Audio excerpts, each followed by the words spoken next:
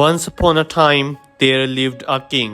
The king was very kind and good person. Also, he liked to help people. That king used to go around the city sometimes at night to see if everything is going well in his city or not. So once he was returning to his palace after going around the whole city at night, he saw an old man sitting under a tree a little far from his palace. It was cold in those days, but the old man had no blanket. The king goes to this old man and asks, "Are you not feeling cold? Because it is so cold and you don't even have any blanket." The old man replied that, "I don't have any blanket, but I used to living in such cold every day." So the king says to the old man that, "You stay here, I will bring a blanket for you." The old man was very happy to hear this. But when the king gets up and goes back to his palace, he forgets about the blanket.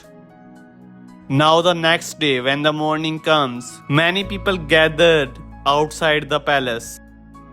When the king asked the servants what's happened outside, why people gathered, so the servants tell the king that an old man's body is lying under a tree near the palace.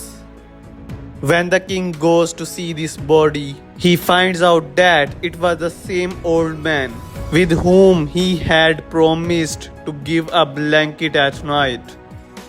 Seeing this, the king becomes very sad. When the king goes a little closer to the old man's body, he sees that the old man has written something on the ground. The old man had written that, "For so many years, I was living without warm clothes and blanket in such a cold conditions. I did not have a blanket, but I had a lot of courage to fight the cold. But your promise of giving blanket destroyed my courage and self-belief." So, from this story, we get this lesson that by believing in yourself, you can do anything.